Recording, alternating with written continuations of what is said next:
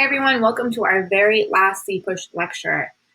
You're almost there. You just got to wrap up this lecture, finish your last couple assignments, and then you are good to go. And we're on to summer, or whatever it is that summer looks like this year. All right, let's get into it. All right, here are two more Supreme Court cases. Again, if you are thinking about doing AP government next year.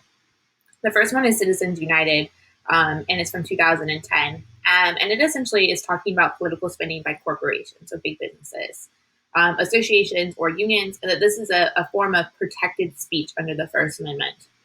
Another way you might think about that is that corporations are people and that they deserve, or they're classifying corporations as people and that they deserve their free speech or First Amendment.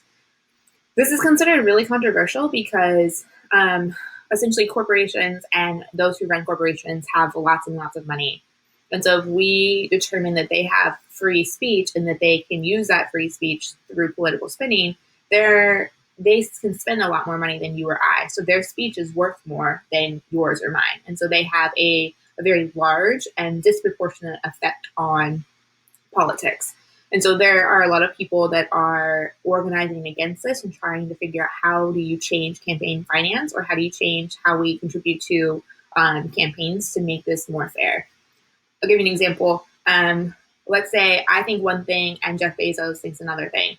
He is on the way to being the first trillionaire, and he obviously has Amazon, so his corporation. His corporation and him as a bajillionaire have more political power than I do because they can outspend me and lots of me's. And so is it right that such a big company can have an effect on our government like that? Okay. All right, and then we have McDonald versus Chicago, which is decided the same year as Citizens United. And ultimately what that one is about is the Second Amendment. And what it says is the Second Amendment applies to the state level too. So you have those rights not only on the federal level, but also on the state level. All right, we left off talking about 9/11, the war on terror, and our invasion of Afghanistan. But pretty soon after we invade Afghanistan, we also invade Iraq. And we need to talk about how in the world we get to Iraq, because it has nothing to do with 9/11. Okay? All right, so how do we get there? Bush comes out and he says that there's an axis of evil around the world. We have Iran, we have North Korea, and we have Iraq. Right? Iraq had been accused of having weapons of mass destruction, so WMDs. Okay? The UN had been monitoring the situation. The U.S. is going to make a claim that they have weapons of mass destruction, and this is why we need to go in and invade. Okay? So the UN doesn't have evidence of this, don't have definitive evidence of this, but the U.S. is going to make a claim that we know that there are weapons of mass destruction and we must go in.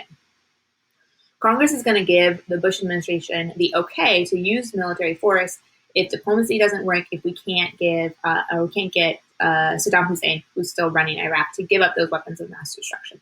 Okay? So Colin Powell, who is high up in the State Department, is going to go to the UN and get the okay to essentially invade. Look, we have evidence of these weapons of mass destruction. We're going to invade. Except there's a problem with that.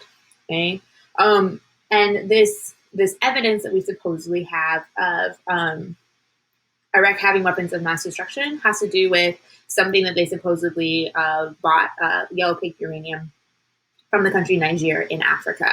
That this is the evidence that proves that they're building weapons of mass destruction. Except that the person, Joseph Wilson, who they sent to Africa to explore that, he didn't find anything. He'd been a long-term employee of the State Department. He'd been an ambassador and all these things, and he didn't find that evidence. So he's listening to the Bush administration claim that this is what they found. This is the evidence for invading this country. He's like, whoa, whoa, whoa, I didn't say that. But nobody in the administration will respond to him. And so he decides to air this. So he writes an op-ed in the New York Times called "What I Didn't Find in Africa." And you can find it right here. You can Google it as well. It's probably hyperlinked there. And in retaliation for him writing this op-ed, the Cheney office, or the office of the Vice President Cheney, is going to leak his wife's name. Okay, so Joseph Wilson, who wrote this op-ed, they're going to leak his wife's name. His wife is a CIA spy. And so when they leak her name, that's going to essentially prevent her from being a spy. If her name and her face are out there, she can no longer do her job. And any sort of mission that she was in the middle of doing is now in jeopardy. So this is a pretty horrific thing that the Cheney office did, or the office of the vice president did. There's really only one person that's ever held kind of accountable. They actually made it into a movie that's called Fair Game. If you're interested, it's not a great movie, but it's kind of an interesting thing. Joseph Wilson actually just died in September, and I didn't know that until this morning when I was Googling something about him. But kind of an incredible story, and I'll show you part of that in just a second as well. Okay. All right. So the United States is going to invade Iraq for weapons of mass destruction, even though there are no weapons of mass destruction. We're going to declare victory just 2 months later, but no plan on what to do next. Like we've toppled the government in that country, but we don't have a way to rebuild. We don't have a plan on what to do next. So that's a problem. Okay. There's also going to be a scandal very quickly in our time there, and you can actually see a picture of that.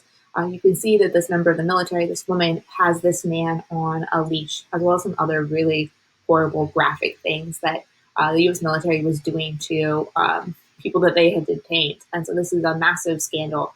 This is also a time where the United States and Bush is saying, we don't torture, except there are all these reports about the CIA, what the CIA is doing, and the use of waterboarding, which is absolutely against international law and is considered torture, even though we're saying that it is enhanced interrogation.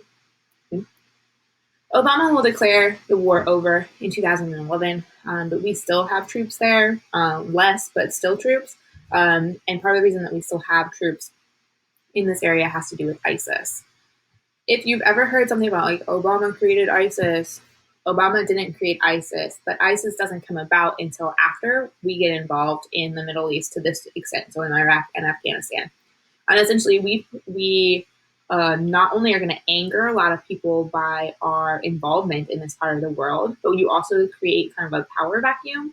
And so in that resentment and that power vacuum, you will see the creation of ISIS. So it's not that Obama created a terrorist organization, but that a result of America being so involved in this area and messing a bunch of stuff up, right, is going to cause sort of a situation that is right for ISIS to be created.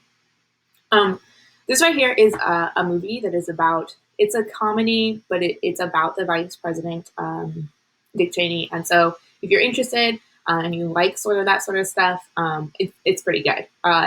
It will probably make you very angry, but it's pretty good.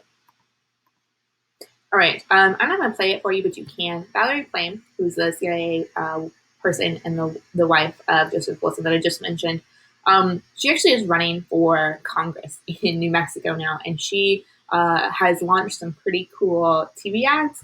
And so if you're interested, she kind of makes a connection between her experience as being an outed CIA agent and why that would make her a good congressional person or member of Congress. So if you need that in your life, check it out. It's pretty cool.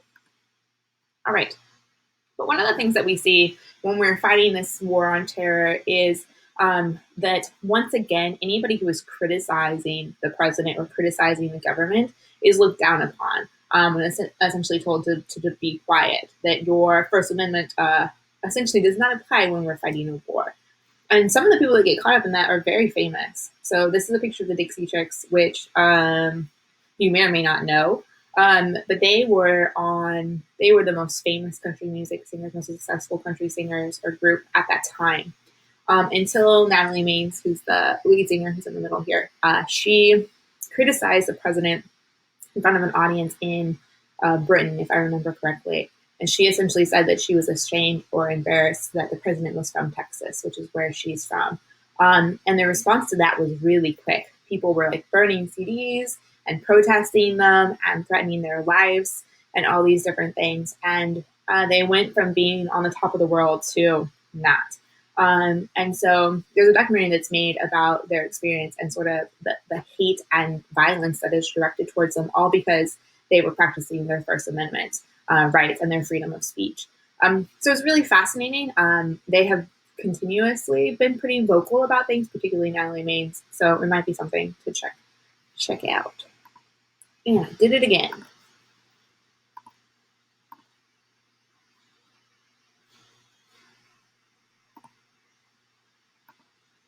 Okay.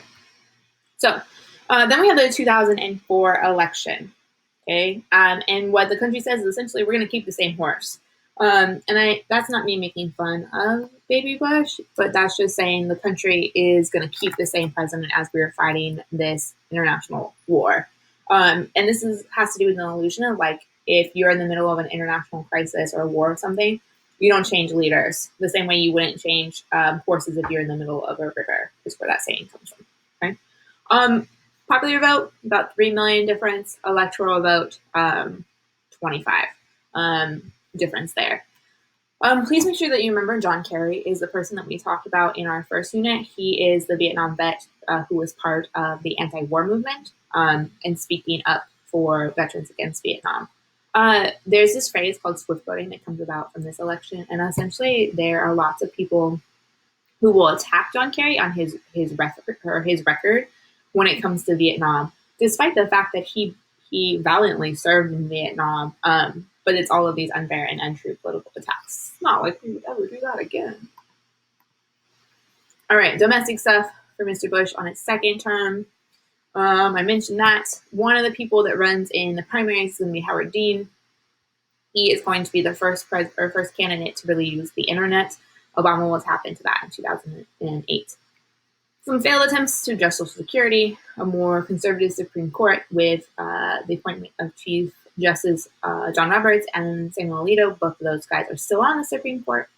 And anti-war feelings, sort of the anger, particularly over the lie about weapons of mass destruction, are going to help fuel some Democrat victories in 2006. But then we're going to get the Great Recession. So we're going to get a housing bubble. So the value of houses had gone up, and then it's going to burst. And subprime mortgages. So essentially giving mortgages to people who we probably should not have. So, for example, if you're making minimum wage, perhaps somebody should not have given you a mortgage for a house that's $500,000.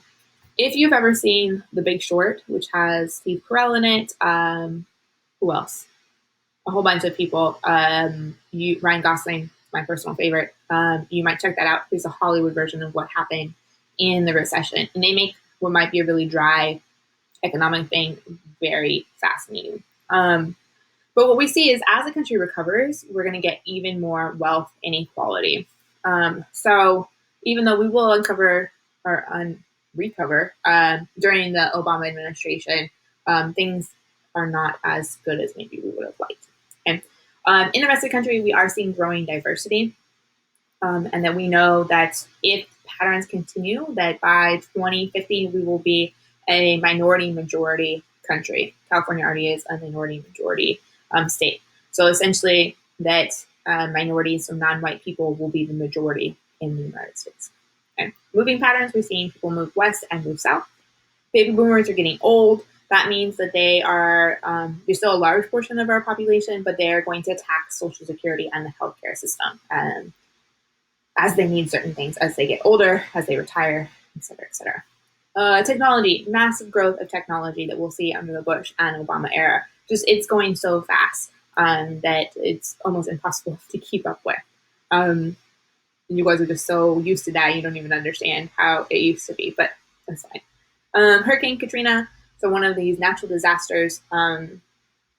In Hurricane Katrina, which is in New Orleans, there's going to be a lot of criticism of the federal government's response. Because it does not seem like they are doing all that they can. And if we think about that, it is disproportionately affecting Black New Orleans and poor New Orleans. It seems like there might be some reasons that they were not responding as well as they should have. Let's see, anything else I want to talk about on here?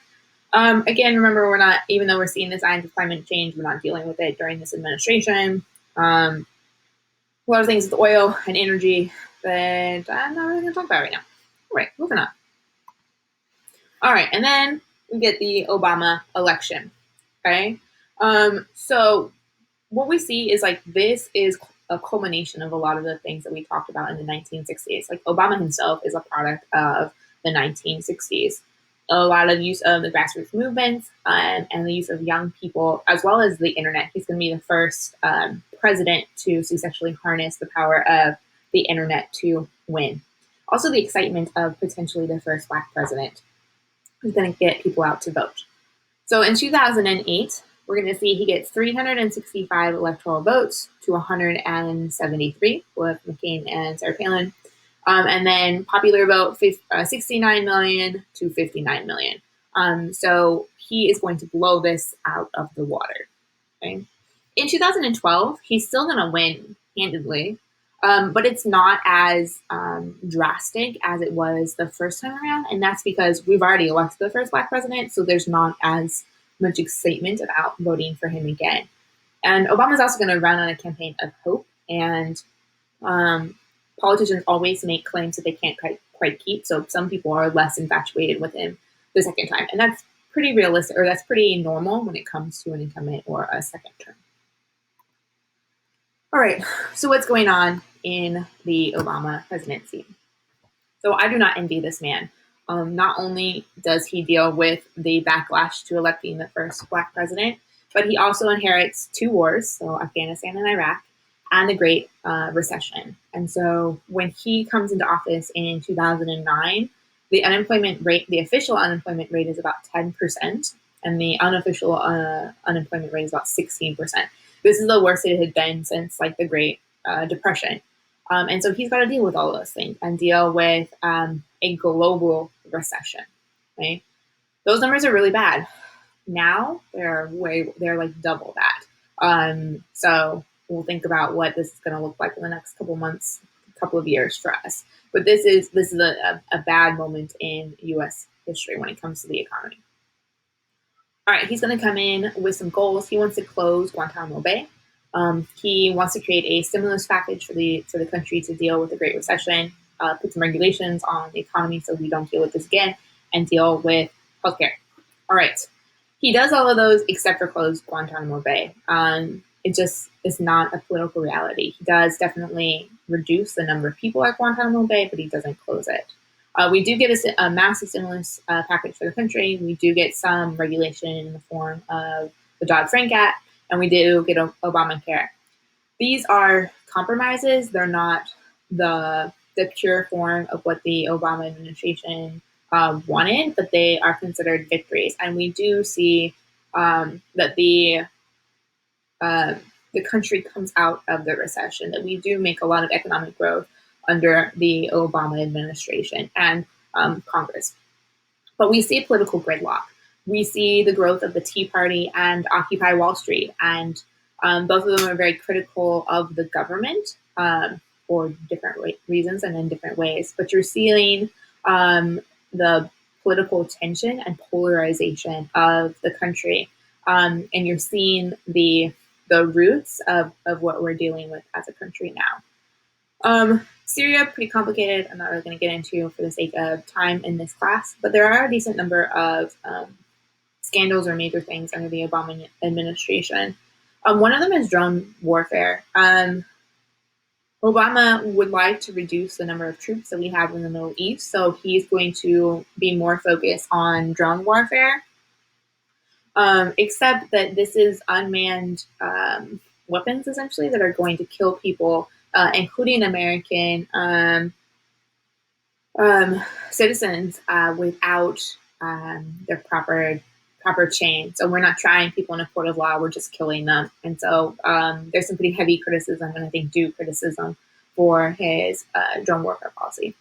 Some major scandals when it comes to what the government is doing to private citizens, so sort of their collection of data and the way that they are surveilling or collecting data on us in both the WikiLeaks scandal as well as the NSA, which is Snowden. We do see some smaller terrorist attacks against the United States or within the United States, as well as around the world during that time, but nothing as large as 9/11. What we do see is a lot of mass shootings and a fight over gun control. We're going to see a lot of people say, Obama's coming for your guns, so buy, buy, buy. So Obama is actually the best advertisement for gun companies because the fear mongering that is connected to Obama and the Second Amendment means that people are going to continue to buy large amounts of guns. Okay? And then we do see an incredible amount of mass shootings under him, whether that's the shooting of a congresswoman, whether that's an elementary school, whether that's a gay nightclub, whether that's a Black church, just so many of them. And so the picture that I have of here of Obama is him actually crying in a speech that he's giving about Newtown and the children that died in that shooting. All right, so racial tension. There's a lot of racial tension. I think there are a lot of people that are very critical of Obama, and they won't directly say it, but what they're saying is, or the reason that there's so much criticism against him is he's Black, and you can blame your hatred for him on his politics when what you're really saying is something else. And that's not necessarily saying like Obama was perfect, because he absolutely was not, but we should be thinking about what people are saying and what people mean, and you're seeing that kind of in the tension of the time. But then there are also people that say, oh, look, we have our Black president, like we've solved all problems, we don't need to worry about race. When Obama is really an example of Black exceptionalism. He is not symbolic of all racial issues in the United States. And if we look statistically, there are still so many things that we need to fix and we need to have conversations about. While having a Black president is an amazing thing, it doesn't mean that we have solved all of our problems. Okay? And this is actually a list of all of, not all of, but a lot of the unarmed Black people that were killed while he was in office. And he, I think, finds himself in a tough spot, because on one hand, you're thinking he is the first Black president and he should be able to deal with racial issues in the United States. But I think he chooses to take a more moderate stance because he's worried about what the backlash is going to be. If he is more supportive of Black issues, as one way we might phrase it. And so that's a weird sort of situation. We do see that the Department of Justice is more willing to investigate these things and more willing to hold particularly local law enforcement responsible, or to investigate local law enforcement when people die or are murdered in their custody, in a way that we don't see now. But lots of conversations about how do you protest? How do you voice your grievances? What do you do when it seems like this is happening on such a regular occurrence? And it is very much part of our dialogue at this time, even if we don't solve all of these problems. All right, last little bit of his legacy. We've talked a lot about Cuba this term, and that we don't have a very good relationship with Cuba. We don't have a diplomatic relationship with Cuba. But Obama tries to open that up, recognizing essentially that 50 years of closing Cuba off has not been successful. So let's try something else. I was really excited. I wanted to go to Cuba. And then the current administration closed Cuba off to us again. So we'll see. Immigration. Lots of people tend to give Obama a positive rating when it comes to immigration. He's saying much more willing to deal with immigration on a humane level. We see, the creation of DACA and things under him. But actually, he's deporting a huge number of people under his presidency. And his justification for that is essentially if he is tough and deports this number of people, people will stop trying to come in that that method. Essentially, it's a forceful attempt to try and stop that. And it fails. It doesn't do what he thinks it's going to do. And it's I would argue, a negative part of his legacy. We also see a heroin crisis under his tenure. Not his fault. It's just something that's happening while he is in office. Some oil spills and climate change crisis, although he is trying to not only save public land, but also deal with climate change in a more conservative, not conservative, but more moderate way, not an extreme way that we might hear some politicians talk about, that we need to address that crisis. Lots of controversy when it comes to the Supreme Court. He's able to add 2 more justices, 2 women actually too. But then somebody else dies. Anton Scalia dies in his last year in office. And the Republicans that are in control of the Senate essentially say, you don't get a 3rd justice. We're not going to let you appoint a 3rd justice because it's an election year. This is a pretty shady thing that they're doing because it's it's the president's job to appoint somebody, and it's the Senate's job to hear them and confirm them. And the Senate's essentially saying, we're not doing our job and you're not doing your job.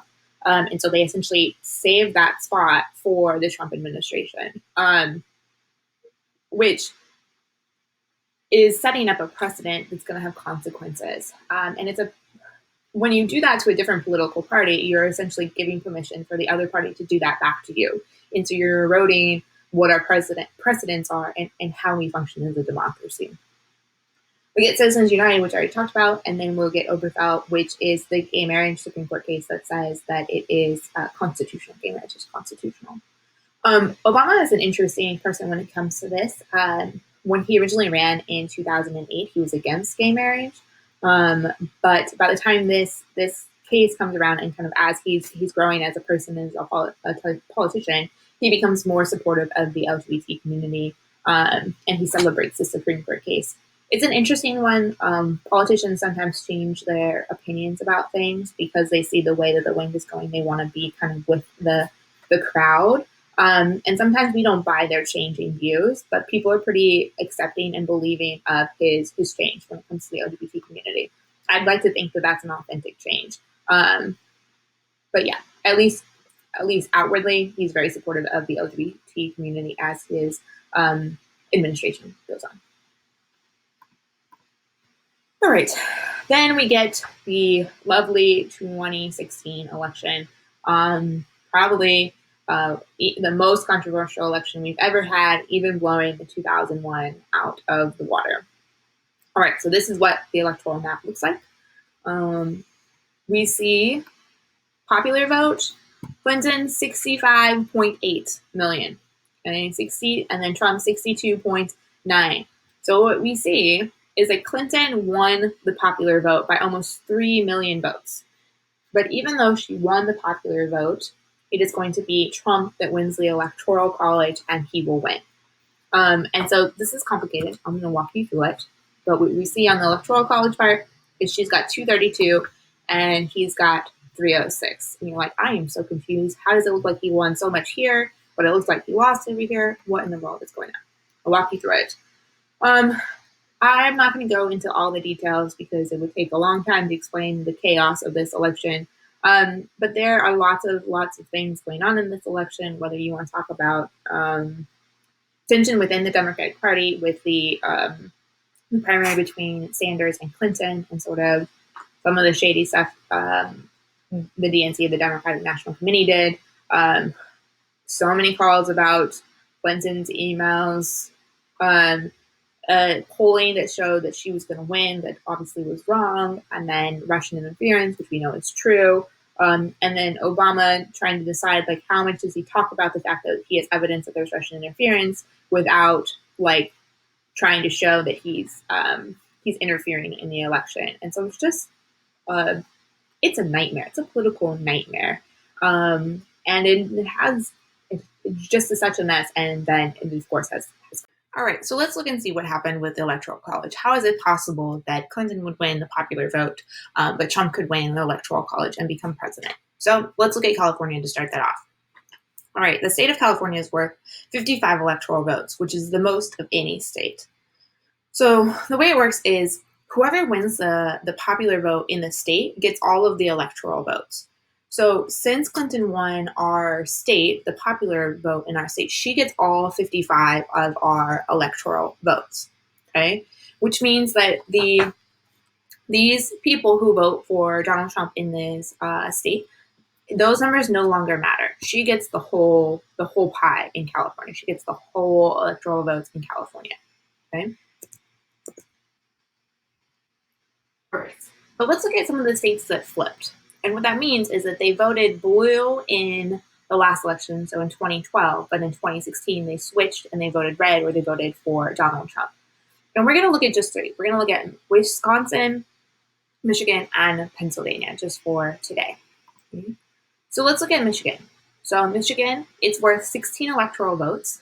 Trump won. He won the popular vote, but he only won by 10,000 votes. Even though it's super, super close, he's going to get all 16 of those electoral votes.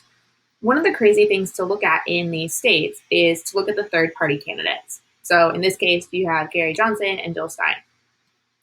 So you have a little bit over 200,000 people who voted for these two guys. If these people would have voted for one of the mainstream candidates, either the Republican or the Democrat, they could have changed the outcome. Okay, he only won by 10,000 in this particular state. So this third party had the ability to change the outcome. These are pretty good examples of how a third party is not going to win a presidential election, but they have the ability to throw a presidential election. All right, let's look at the next one. All right, Wisconsin. It's worth 10 electoral votes. Trump won by 22,000. Okay, but he's going to get all 10 electoral votes. So let's again look at the third party. We see 106, almost 107,000, and then 35,000. So again, if those people, just some of these people, would have voted differently for one of the mainstream candidates rather than for a third party that didn't have an opportunity or a chance to win, you could have had a different outcome. Pennsylvania, same thing. 20 electoral votes. Trump wins by about 44,000. But again, if we look at that third party, big numbers there. Could have swayed the outcome of this state. All right, so if we think about the original electoral map, Clinton had 32 electoral votes and Trump had 306. Okay, so Michigan decided by 10,000 votes, those 16. Let's say that instead of voting for a third party, people voted elsewhere, and Clinton won that state. She would have 248, he would have 290. Wisconsin, 10 electoral votes, okay, only 22,000. 258 she would have then, okay, and then 280. Pennsylvania, only 44,000 votes, okay, 278 to 260. Okay, so in just those three states, in about 75,000 votes, that's the difference between the outcome. So even though these numbers look pretty far apart, we're talking about that the outcome was decided by 75,000 votes, and actually a very small difference. Okay, but this is why lots of candidates now play a number game. It's less important what the popular vote is, unfortunately, and more important about the electoral map. This is why you might hear people talk about that we need to get rid of the Electoral College, because it seems to discredit what the majority wants, and it seems to give power to much smaller states and kind of discriminate against the larger states because they have the ability to drive the popular count, but not the electoral map. All right, what is going on in this administration? There is all sorts of things about this administration, whether you want to talk about books, you want to talk about investigations, podcasts, whatever it is. So if you are interested, let me know. I can point a whole bunch of things out. Essentially, if we're thinking about what is the agenda of this administration, it's a much more conservative agenda. At least in name, that's kind of what we're going for with this administration. And it's also an epic attempt to try and undo what the Obama administration did. So we'll see what's left over of the Obama administration or their legacy by the time Trump leaves office. But to think about that, climate change, this president doesn't believe in climate change, has walked back our efforts on that, both as a country and on the international stage. DACA, the president would very much like to get rid of protections for children that came here with their families as undocumented, and so eroding sort of those protections for those children right now. This is actually something that the Supreme Court is looking at right now, so we'll have to see what happens. Immigration, lots of changes on trade and the military. Personally for me, student loans, healthcare, and the economy, essentially kind of a rollback of lots of those things that we saw under the Obama administration, whether that's regulation, whether that's Obamacare, et cetera, et cetera. I'm going to skip the thing about elephant hunting for the sake of today. This administration has a goal to shrink the government, and I've mentioned that lots of presidents come in and say that they're going to shrink the government. I would argue that Trump is probably the only one that has been able to do that. And part of the reason that he's been able to do that is a lot of appointments are unfilled, or he is fired, or somebody has resigned and they haven't been replaced. as well as essentially people who criticize Trump and his administration find that they are not in that position for a very long time. And we've also seen that people have been appointed to positions to undo something. So whether that's the EPA, Equal Environmental Protection Agency, whether that's the Department of Education, the people who don't like those offices are put in place of them in order to dismantle them. Okay, so that's a way to decrease the size of the government. One of the other things that we've seen is a lot of ambassador spots have been left open, and at one point there were 28 of them that had not been filled, including we lacked an ambassador in South Korea for a long time, right as we were trying to deal with Kim Jong-un and the dictator in North Korea. So being without an ambassador in our country that is closest to North Korea might be a concern. We've also seen, because the president has made it difficult to be a long-term bureaucrat or to, I would say, be honest about what's happening in the country right now.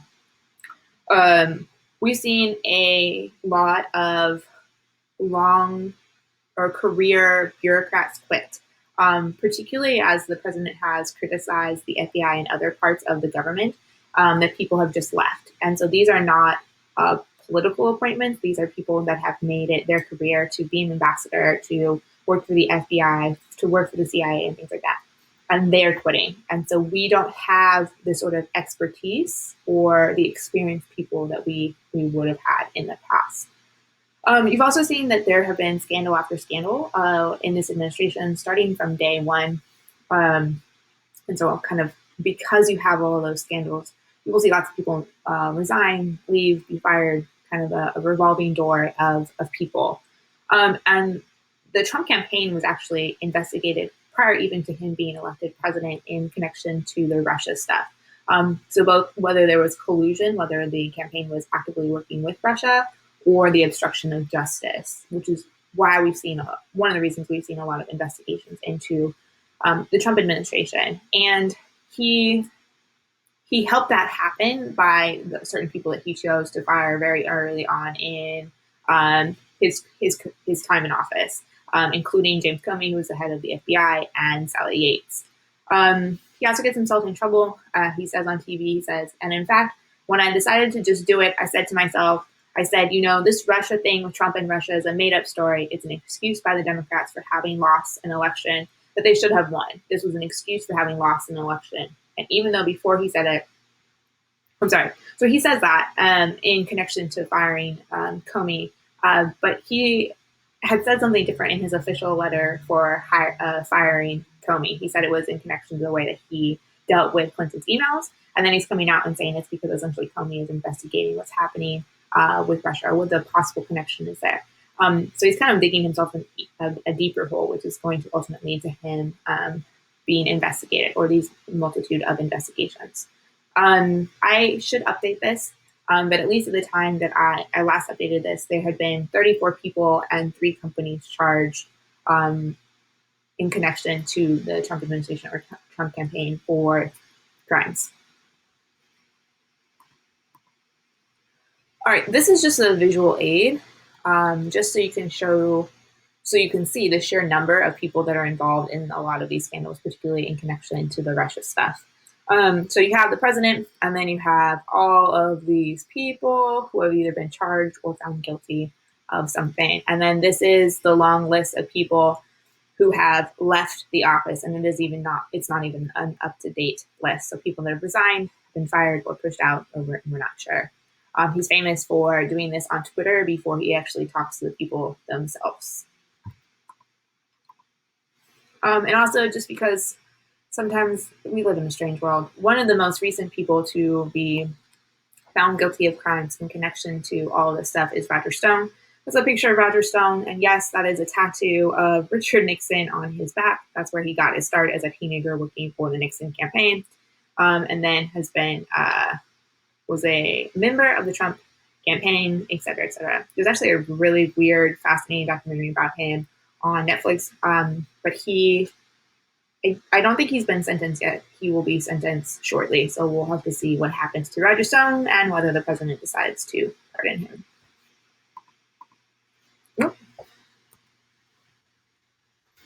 All right. Last couple things that have happened while Trump has been in office. Midterms, we saw Republicans have some more success then. So I'm sorry, let me backtrack. Democrats had more success in the 2018 midterm, so they took over Congress. So now we have a split Congress in that the Republicans control the Senate and the Democrats control the House. We've seen the growth of the Me Too movement, which entangled the president as well. There are more than a dozen women that have accused the president of the United States of either assault or harassment. And so how do we fight to have women believed or protect women at the same time that we seem to elect somebody who has very similar accusations against him? So that's one thing. Continuation of natural disasters, whether you want to talk about fires, particularly in California, whether you want to talk about hurricanes and how we as a nation respond, and whether the government is providing equal aid to all places that are affected, or whether that we're threatening to not give aid to places like California or Puerto Rico.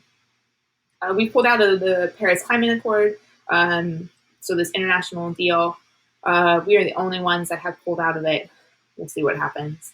Lots of craziness with North Korea, although it is the first sitting president to meet with the dictator of North Korea. Immigration and detention, definitely a crackdown on immigration and incarcerating people or detaining people, including women and children and families, and separating children from their families in pretty heartbreaking instances. Travel ban, so trying to prevent people from being able to come to the United States, entire countries of people from being able to come to the United States, and lots of court challenges on the decisions that the president has made. Supreme Court, he's gotten 2 Supreme Court justices on the court. If you remember from earlier, the Senate prevented Obama from getting his last justice, but that includes Brett Kavanaugh, which is, again, definitely connected to the Me Too, because he too was accused of sexual assault and was still confirmed to the Supreme Court. Lots of tragedies, continuation of school shootings and mass shootings, and the Charlottesville incident, which was this white supremacist rally, and led to the death of one woman when she was ran over by a car, not gunned down, but ran down by a car. And this is the famous one where the president said that there are good people on both sides, to which people said, really, white supremacists, good people?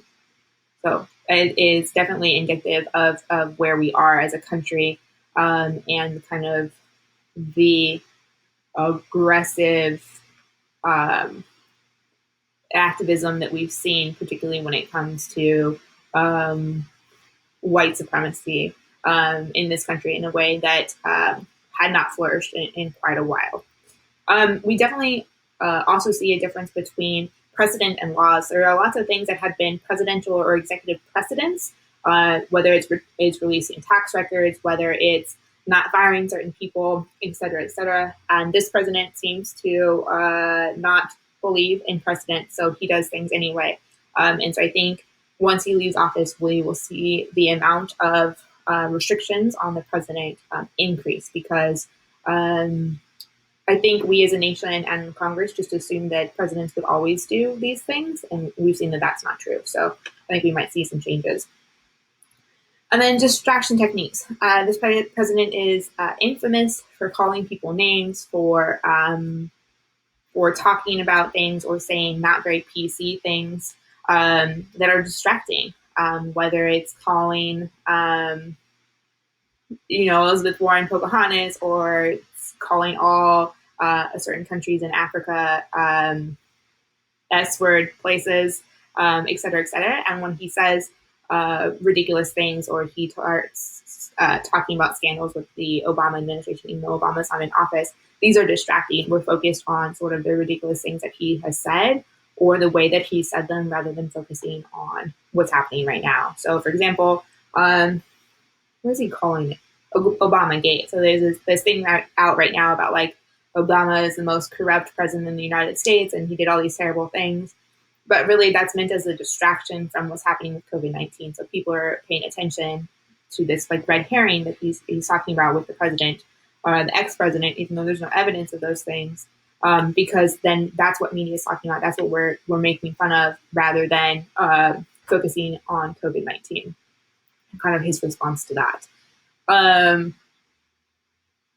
He is not responsible for the virus being a thing. He didn't create the virus, but he is responsible for the country's response to it, and how we prepared when we knew that a global pandemic was coming, because we had time to prepare, and how we respond to the economic crisis that shutting down the country will cause and is causing. And so we will have to see what the full consequences of those things are, and how the country remembers that in November, whether they think that he did a good enough job, and he will get reelected, or if people hold him responsible for what the country has gone through in the last year, and there's a different outcome.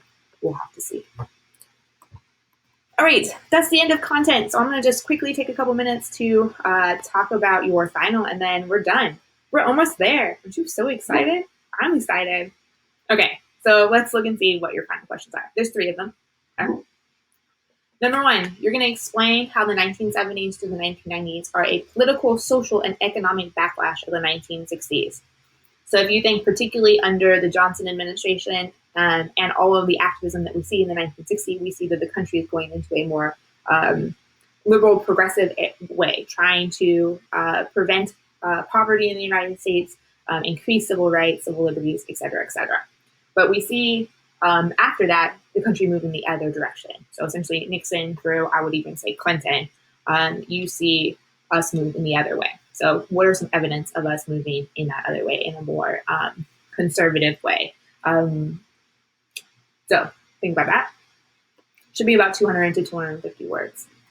I've put word totals or word guidelines on here to help you think about it. And also like which one's allowed to be shorter, which one should be the longest. I think in total it should be about 3 pages, but give or take.